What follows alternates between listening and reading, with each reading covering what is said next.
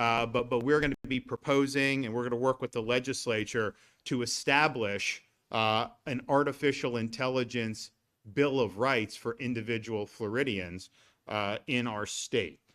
This will be very far-reaching with consumer protections.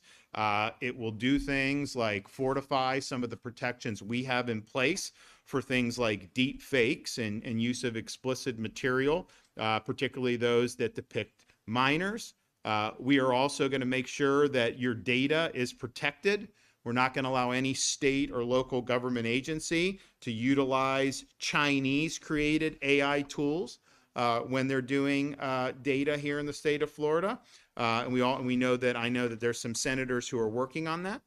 We're going to protect consumers and individuals from having your name, image, and likeness weaponized in a way that can do you harm. And we have a legal framework in place already with some of our statutes about fraud and different things with parts of political ads. But they can take you now and they can put words in your mouth in ways that may be detrimental to you. I mean, certainly you're going to see it in politics a lot because they're going to put commercials with people saying things that they never actually said. And the one thing you learn about in politics is when you do, you see these ads, if someone runs an ad and says, John Smith is a dirtbag and this and this and that, I'm not saying it doesn't have an effect, but I think voters just look at that like typical.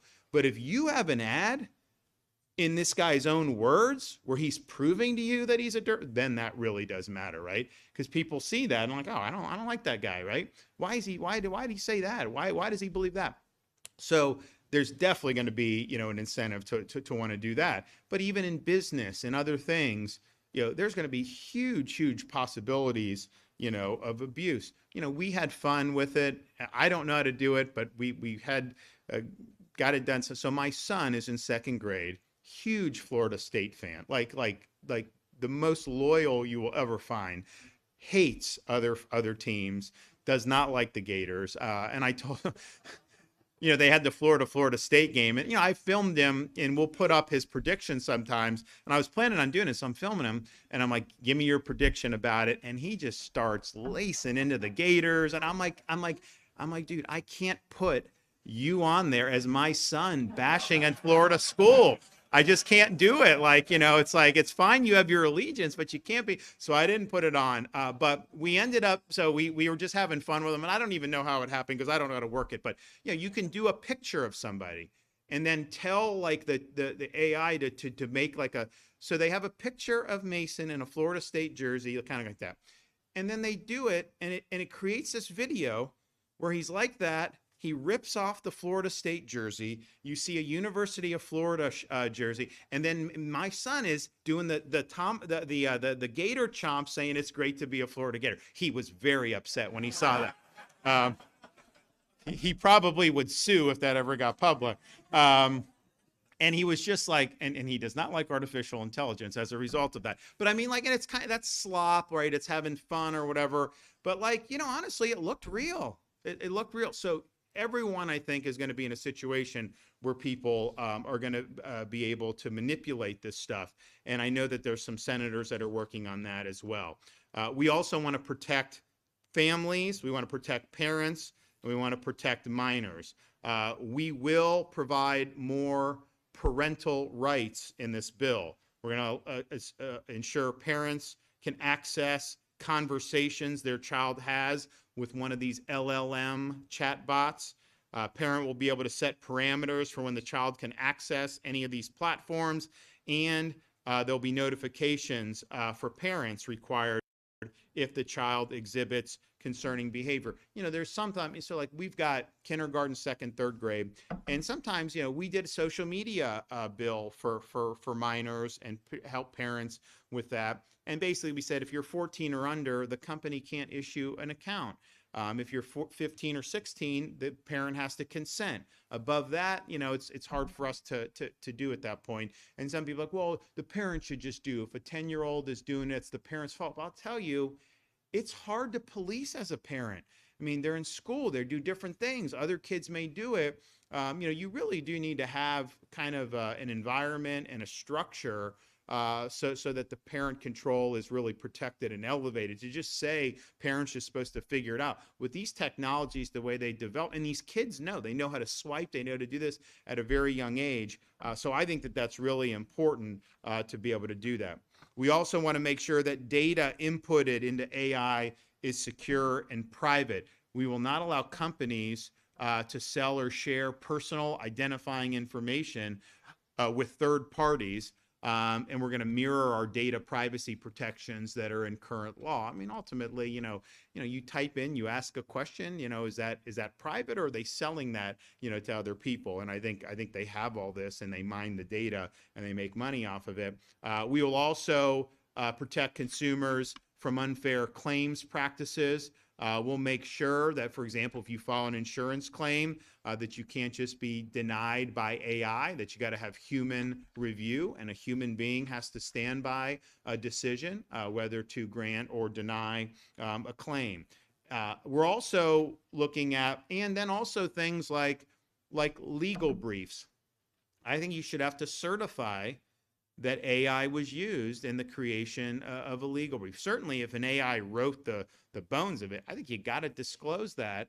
It's just think, you hire a lawyer, you have a claim, they file a brief, and they have fake cases because they were doing AI. That's malpractice. I'm sorry, you should lose your license. So there's going to be a lot of professional things that I think needs to be expectations where people are doing that. Now, data centers. How many people even know about these data centers? I mean, 6 months ago, no one really talked about it. Now it's become something of a flashpoint, because basically, to run artificial intelligence, they have to run it through these massive computer systems, and there's servers. There's a whole bunch of stuff that I personally don't, have the technological expertise. I just know it takes a lot of power.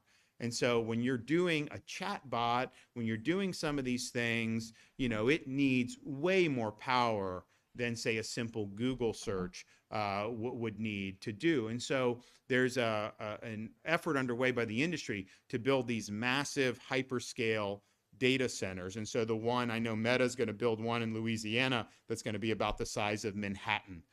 So this is real significant. Hyperscale data center typically consumes as much power as a city of 500,000 people, sometimes even more than that. It gets very hot, so they need a lot of water to be able to cool it. So there's all kinds of issues with respect to resources. There's also the issue of, okay, you're in a community, you pay your electric bill, you have a data center come in, and then they need all that power. What's going to happen to your electric bill? A lot of people have seen their bills go up because, we have a limited grid. You do not have enough grid capacity in the United States to do what they're trying to do. That's just the fact. And people say, oh, we'll just build more nuclear. Well, how long does it take to do that? Like, I'm all for it. We did an energy bill in Florida a couple years ago. You can do the small modular reactors in Florida. It just isn't economical. That's why people aren't doing it. So the idea that, oh, yeah, you could just do it. No, there's a finite amount of grid.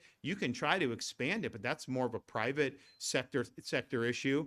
But you're not going to be able to get what's needed for this the way it's going. That's just a fact.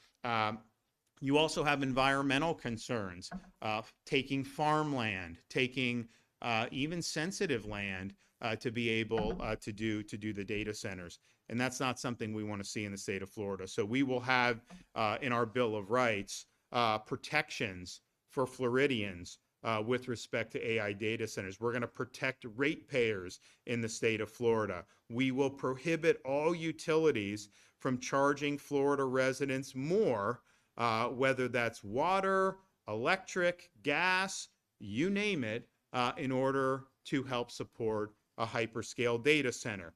We will also protect taxpayers by providing and prohibiting subsidies to hyperscale data center construction. We're going to protect local control to ensure and codify that local governments have the right to reject the construction of a hyperscale data center. We'll protect Florida's water resources by making sure those resources are plentiful for Floridians, and that we continue making strides with clean water And we're also going to protect natural Florida by preventing any construction or siting, of a data center by foreigners or in areas classified for agriculture or under our greenbelt exemptions. And we're going to make sure that Florida Department of Transportation does a noise review to make sure that Floridians aren't bothered by the sound of all these things. And so what we are proposing will be the most significant protections for individuals anywhere in the country by far. And, when they said the state shouldn't be able to get involved in this, they said, well, California is going to impose woke standards. California is going to do this and I don't know if they're doing it. We're not doing any of that.